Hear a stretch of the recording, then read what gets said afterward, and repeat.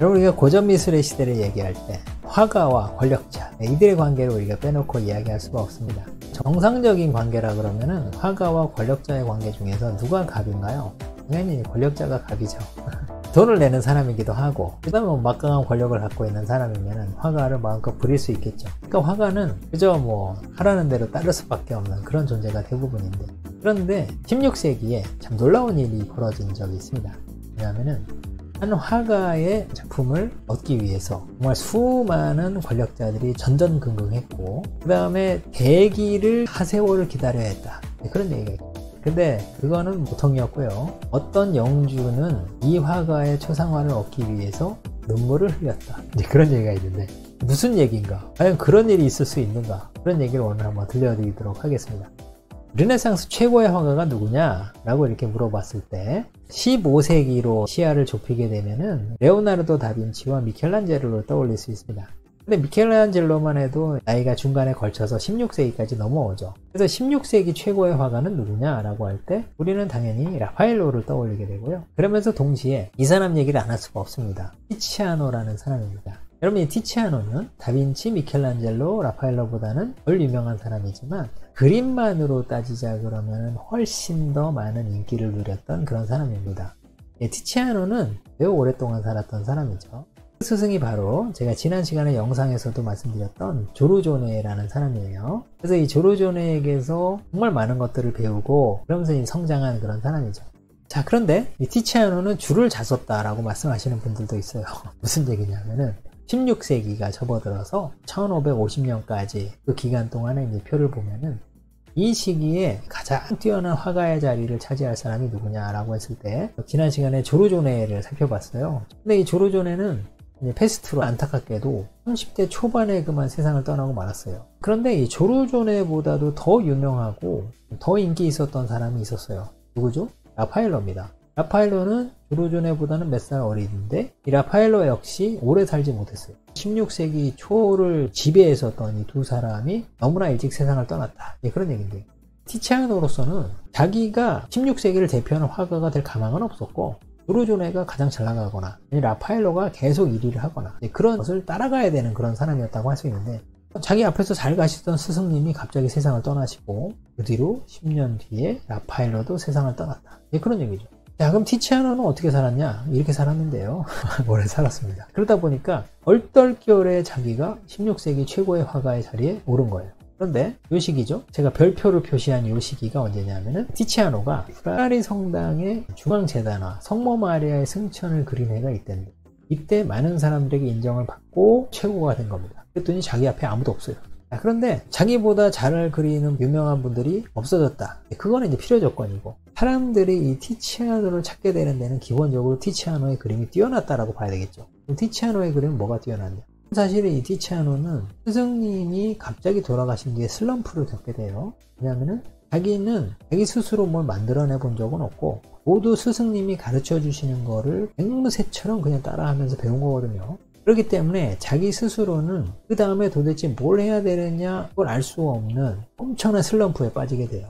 그러다가 이 티치아노를 다시 되살린 게 뭐냐면은, 만약에 스승님이라면은 이 상황에서 무엇을 공부하고 무슨 노력을 할 것인가를 내가 생각해 보자 라고 하면서 그때부터 서서히 실력을 쌓게 되는 겁니다. 초상화에서부터 시작해서 다른 종류의 그림들을 하나하나 다 마스터해 갔는데, 특히 이제 유럽의 명성을 떨치게 되는 것은 바로 그 초상화의 완성도죠. 초상화 실력이 엄청나다, 그런 소문이 나면서 점점 유명한 화가가 돼요. 자, 그런데 티치아노의 그림의 특징은 뭐냐 하면은 베네치아 회화 특유의 자연스러움이 있고요. 그러면서 인물 묘사에 있어서 뭐라 설명할 길이 없는 묘한 느낌이 있었죠. 자, 여러분, 이게 교황 바오로 3세인데요. 인상이 매우 날카롭고 예리했다고 하는데, 그런 부분이 살아있으면서 바오로 3세라는 사람의 강인함, 진지함, 치열함, 이런 것들이 잘 좀 드러나죠. 다른 화가의 그림과는 묘하게 달라진 점이 뭐냐면은 그 생생함, 이런 것들이 들어있다라고도 설명할 수 있는데, 그거는 초상화를 의뢰하신 분들이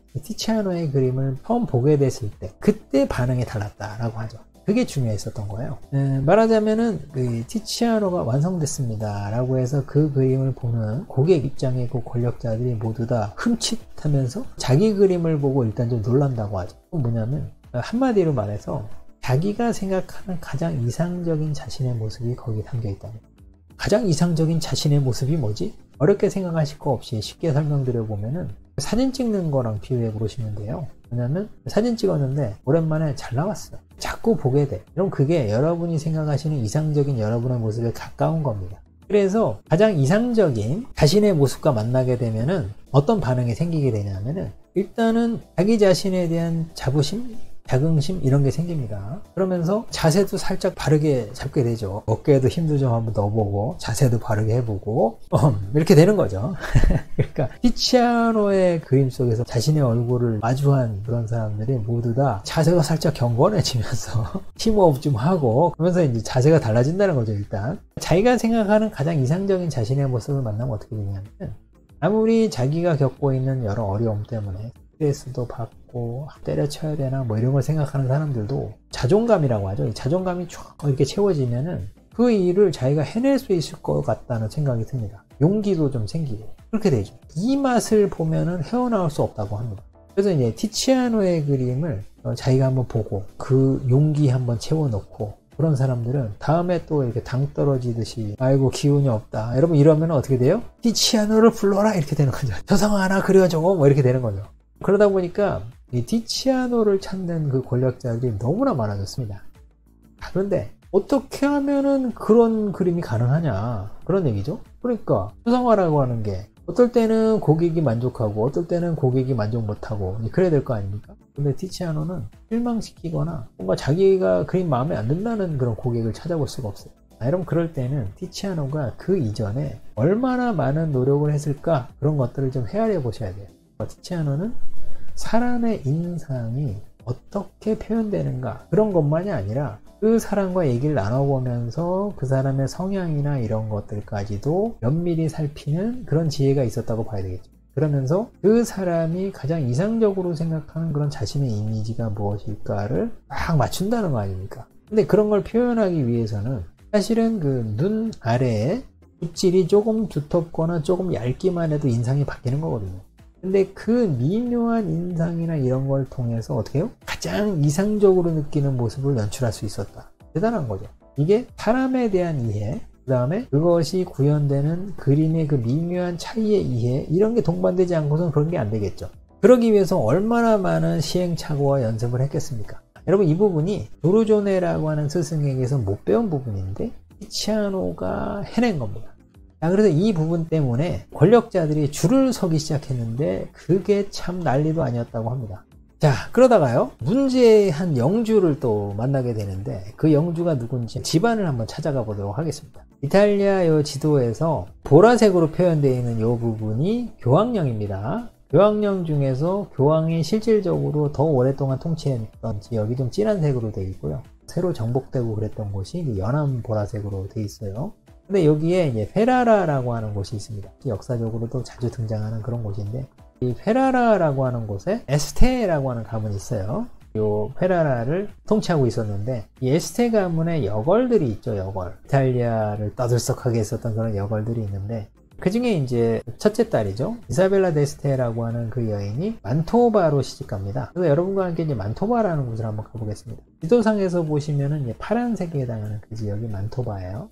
바로 여기가 그 유명한 만토바의 공작궁입니다. 여러분 이 만토바는 이탈리아 르네상스를 통틀어 봤을 때 피렌체가 이 르네상스가 터져나온 가장 유명한 도시라고 할 수 있고 그 다음에는 우르비노라고 하는 것도 굉장히 유명했어요. 페데리코 다 몬테펠트로라고 하는 영주가 개처럼 벌어서 정승처럼 쓴 곳이 바로 그 우르비노죠. 우르비노의 공작궁에서 또 하나의 르네상스가 화려하게 꼽히었고 그 다음에 그 세 번째 장소라고 할 수 있는 곳이 바로 이 만토바예요. 그래서 이 만토바에 그 이사벨라 데스테라고 하는 이 페라라에서 시집 온 그 여걸이 이곳에 어마어마한 또 르네상스의 본거지를 만들어낸 거죠. 여기가 바로 또 르네상스가 화려하게 꼽혔던 공작궁이고 이 풍광도 너무나 아름다운 그런 곳이죠. 왼쪽에 보이는 이 여인이 이사벨라 데스테고요. 그 다음에 오른쪽이 그의 여동생이에요. 베아트리체 데스테라고 합니다. 이 베아트리체 데스테는 어디로 시집가냐 하면은 밀라노로 시집가가지고 거기서 루도비코 스포르차랑 결혼했어요. 그리고는 다빈치랑 또 죽이 맞아서 잘 지냈던 그런 여걸이기도 합니다. 여러분 이 두 명의 자매가 남자를 능가하는 엄청난 배심과 정치력 사람들을 이끄는 리더십, 그런 게 있었다라고 하죠. 그래서 이 두 사람이 실질적으로 통치하던 시절에는 만토바도 잘 나갔고 밀라노도 잘 나갔고 그랬다고 하죠. 근데 이제 이사벨라 데스테가 만토바의 여자 주인으로 있을 때, 그때 다빈치가 그곳에 잠깐 머물렀던 적이 있거든요. 그런데 다빈치가 이사벨라 데스테하고는 안 맞아요. 왜냐면은 너무 닭달질하면서 몰아세우고서 이거 해줘 저거 해줘 막 이러니까. 그래서 다빈치가 이분 밑에서는 잠시도 있을 수 없다 그래서 결국은 도망쳤는데 그때 다빈치가 그려준 것으로 알려져 있는 이사벨라 데스테의 모습이죠.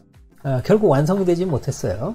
이 만토바의 공작궁에 가보시면은 여기에 15세기 말에 대단히 유명했었던 화가죠. 만테냐라는 화가가 그린 프레스코화가 지금도 남아있어요. 상당히 중요한 미술사적인 가치가 있는 그런 작품이고, 그래서 이 결혼의 방이라고 하는 이 방에 만토바를 지배하고 있었던 이 곤차가 가문 사람들의 모습들이 이렇게 그려져 있습니다. 이 결혼의 방의 하이라이트는 이 만테냐라는 사람이 그렸던 이거죠. 선정의 그림. 그래서 착시현상으로서 위가 뚫려 있는 것처럼 보이는 이 그림이 유명한 그런 그림이 되겠어요.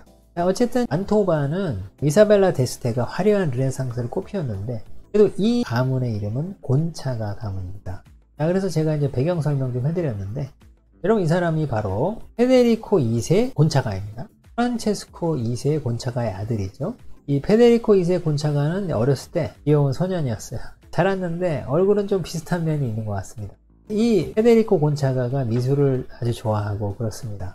그 어머니가 너무나 강력한 리더십이 있는 엄마라서 자기가 영주 좀 할게 엄마 하고서 이제 엄마한테 권력을 뺏어야 되는데 엄마가 너무나 드세가지고 그게 잘 안 됐었죠. 그래서 나이가 들 때까지 엄마와 공동 통치자로서 실제로서는 이제 엄마가 통치를 하고 그랬었는데, 이 페데리코가 티치아노의 그림을 알게 됩니다. 그래서 대기줄에다가 이름을 넣었죠. 그런데 여러분이 만토바에 영주하게 되면은 북부 지역에서도 제법 무시할 수 없는 영주긴 한데, 근데 자기 앞에 엄청나게 줄 서 있어요. 당연히 교황도 그 멤버고요. 자기보다 서열이 위인 사람들이 대기열에 있기 때문에 1년 반을 기다립니다. 1년 반을 기다렸는데, 아니 자기 옆에 왔어요. 와가지고 이제 다음번이 자기인데, 원래 티치아노를 오랫동안 기다려가지고 고객이 된 사람들은 원래 약정했던 거 이상을 계속 그려달라고 합니다. 그러다 보니까 시간이 계속 늦춰지죠. 그래서 기다리다가 이 페데리코 곤차가가 편지를 썼습니다.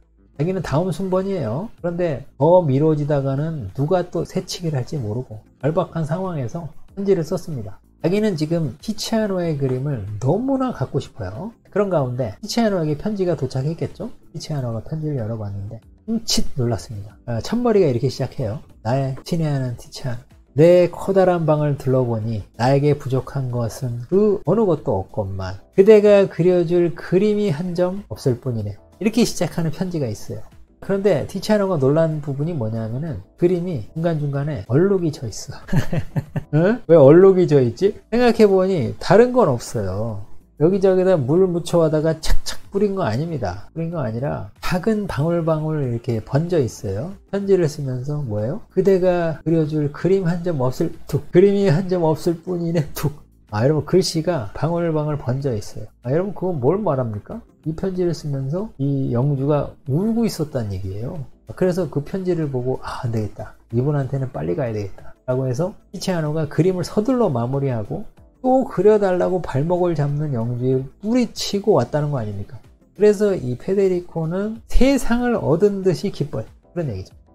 그런데 페데리코 그동안 오래 참았어요. 오래 기다렸습니다. 원래 순번 넣었을 때 이렇게까지 기다리는 게 아니었어요. 그런데 자기한테 결국 왔죠. 자기는 뒷사람이 무슨 욕을 하든 상관없어요 이제. 그래서 왔으니까 나는 이제 본전을 뽑아야 될 것 같고 돈은 아낌없이 주겠다 라고 하면서 이제 티치아노에게 그냥 자기가 그리고 싶었던 그림 다 그렸죠. 그래서 탄생하게 된 초상화가 이겁니다. 여러분 어렸을 때 페데리코 그렸었던 이 초상화랑 비교 좀 해보세요. 그림의 톤이나 느낌이 어떻게 달라졌나? 그리고 자신의 모습을 보는 순간 어때요? 자기는 가장 이상적인 자기를 만났어. 그런 거죠. 그래서 이 페데리코가 아부 한번 세게 넣어서 출세할 길을 찾게 됩니다. 이게 뭐냐면은 신성 로마 제국 황제에게 자기가 잘 보일 기회가 있겠다라고 생각한 거예요. 그게 뭐냐면은 티치아노를 소개하는 거죠. 그래서 티치아노가 드디어 황제를 만나게 됩니다. 그때 믿을 수 없는 놀라운 일들이 많이 생겼다고 하죠. 그 얘기는 다음 시간에 또 이어서 들려드리도록 하겠습니다.